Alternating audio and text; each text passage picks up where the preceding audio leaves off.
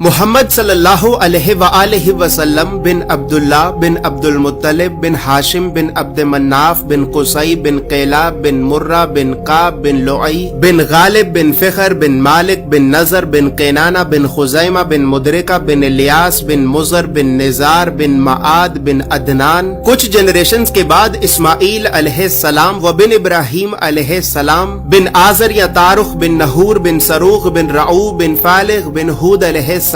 بن شالخ بن ارفخشد بن سام بن نوح علیہ السلام بن لامک بن متوشالح بن ادریس علیہ السلام بن یارد بن محللئیل بن کنان بن انوش بن شیس و بن آدم علیہ السلام۔ دوستو یاد رہے کہ یہ صرف نبی صلی اللہ علیہ وآلہ وسلم کا شجرہ نسب نہیں بلکہ یہ نبی علیہ السلام کے علاوہ قرآن پاک میں موجود تمام 25 انبیاء کرام کا بھی شجرہ نسب ہے۔ اس چارٹ میں ہم نے یہاں پر سب سے پہلے حضرت آدم علیہ السلام سے لے کر نبی صلی اللہ علیہ وآلہ وسلم تک تمام 25 انبیاء کرام کے ناموں کو ایک ترتیب کے ساتھ لکھا ہے، اور پھر ہر نبی کا قرآن پاک میں کتنی مرتبہ نام لے کر ذکر کیا گیا ہے۔ ان تمام انبیاء کرام کو لوگوں کی ہدایت اور رہنمائی کرنے کے لیے جن علاقوں اور شہروں کی طرف بھیجا گیا تھا، تو ہم نے اس چارٹ میں ان تمام علاقوں اور شہروں کے ناموں کو بھی لکھا ہے۔ اور سب سے خاص بات یہ ہے کہ یہاں پر ہم نے سبز رنگ سے نبیوں کے ناموں کو لکھا ہے اور سرخ رنگ سے رسولوں کے ناموں کو لکھا ہے، تاکہ آپ کو بآسانی معلوم ہو سکے کہ ان 25 نبیوں میں سے نبی کون تھے اور رسول کون تھے۔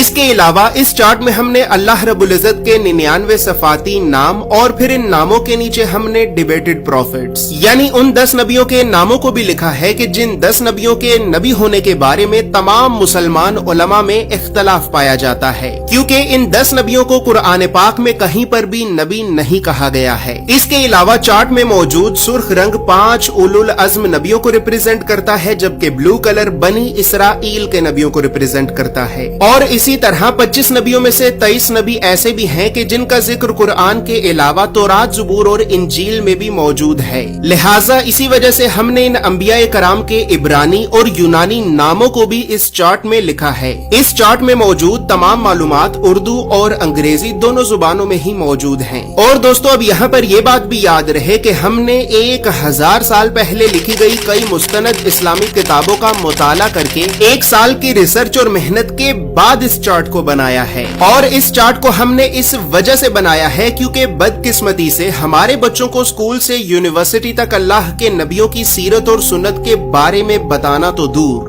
یہ تعلیمی ادارے ہمارے بچوں کو کبھی بھی اللہ کے نبیوں کے نام تک نہیں بتاتے، اور اسی وجہ سے آج ہم اللہ کے نبیوں سے اس قدر دور ہو چکے ہیں کہ اب نہ ہی تو ہمیں اللہ کے نبیوں کے نام آتے ہیں اور نہ ہی ہماری اولاد کو۔ لہٰذا گھر کے ماحول کو اسلامی اور علمی اعتبار سے بہتر کرنے کے لیے اور بچوں میں بچپن سے ہی انبیاء کرام کے بارے میں جاننے کا اور تحقیق کرنے کا شوق پیدا کرنے کے لیے ہم نے اس چارٹ کو بنایا ہے۔ دوستو یاد رہے کہ فریم شامل نہیں ہے، یہ چارٹ آپ کو ایک محفوظ پیکیجنگ میں رول کر کے بھیجا جائے گا، اور اس چارٹ کے لیے ہم نے سب سے مہنگے، مضبوط اور پریمیم کوالٹی کے 260 گرام کے premium RC photo lustre paper کو استعمال کیا ہے، اور لوکل انک کی بجائے خاص طور پر جاپان کی برانڈڈ انک کا استعمال کیا ہے۔ مزید تفصیلات کے لیے یا پھر تمام انبیاء کرام علیہم السلام کے اس مکمل اور مستند شجرہ نسب کو حاصل کرنے کے لیے آپ ابھی ہماری ویب سائٹ islamiccharts.com کو ضرور وزٹ کریں۔